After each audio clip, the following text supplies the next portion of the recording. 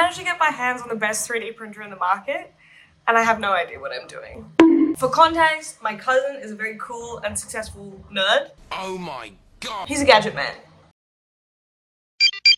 A few weeks ago, he moved from Australia to the US, and I stole this from him in the dead of night.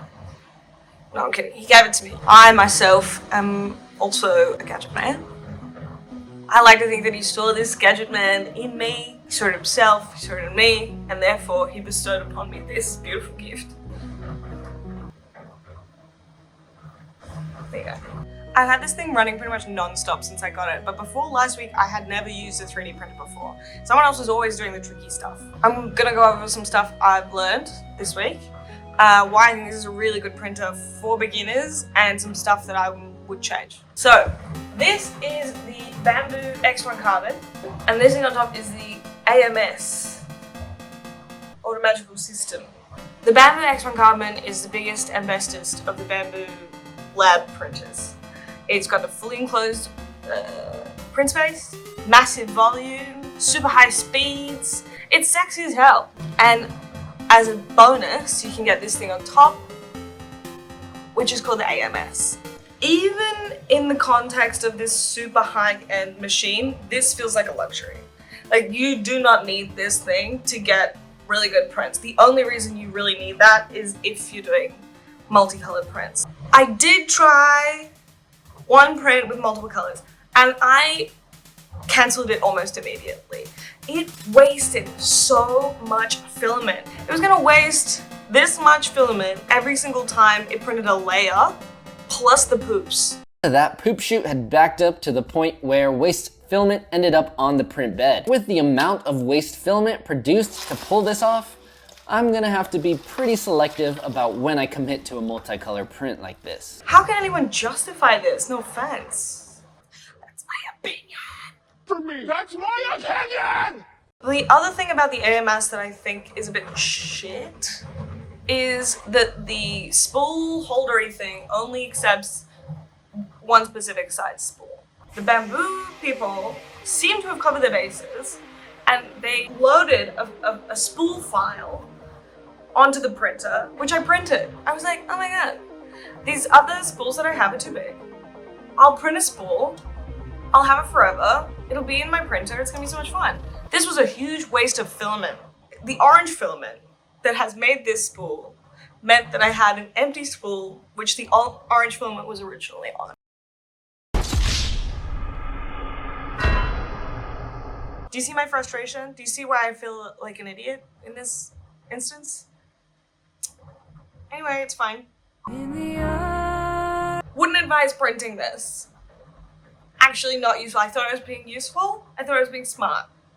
No, I wasn't, okay? Whatever, it's fine. Moving on. Second thing I printed, some storage containers, because I was like, there's so many bits. So I printed a couple of different sizes to see what I liked and what would work best for me. This little one was the first one I did. It's cute, but I think it's a bit shallow. This one, a bit bigger. I liked it, and it comes with a little removable like tray if you have little bits, which is cute. Pretty small tray. I don't know what kind of tiny stuff you're doing. And then this one is what I've used for the 3D printing stuff. It's the biggest one. I like the idea that I can put a little label in here. I think it's pretty sturdy, but the walls are quite thin. And so when I pulled this one off the print plate, it actually cracked. So they all kind of have their different strengths and weaknesses. Interesting. And that's the beauty of 3D printing, is you can kind of do these prototyping things. And I think they're all useful in their own way, and I'm going to use them all. Then we have my favorite print, obviously. Slug.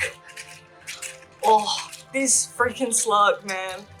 It's so good. I use two-tone yellow and green filament, which makes it look shiny.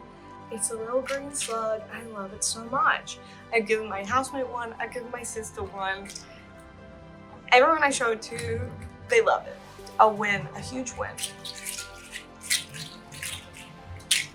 Number one, we got Bean. Number two, we got it. Number three, we got it.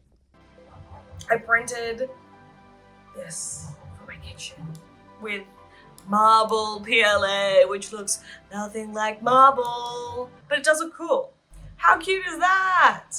I'm stoked about this. I think it's so cute. So this is the little Bithia sponge.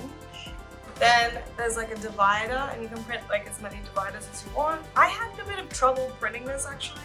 I found that the nozzle knocked it over because it prints like straight up. And then it also comes with like a drip tray. The base has holes so that all of your sponge drips go in to the tray. How good is that?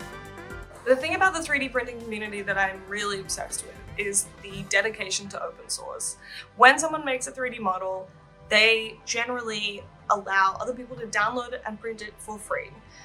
I think this is a fantastic thing with the community. The fact that people are just willing to give away their time and effort and just see what other people come up with, how they remix it or rework their designs, I think is really inspiring and speaks to the type of people who are into 3D printing, which is less interested in making money, more interested in making positive change. I'm really excited to now be a part of this community. I'm really excited that it has become so much more accessible with all of the amazing engineering that's gone into this machine to make noobs like me able to print things pretty much out of the box with very little experience. And I really think that this technology is finally ready for the average Joe. Bambu, good job. To the designers of these CAD models, good job. And I'm gonna go play with my slug now. Okay, bye.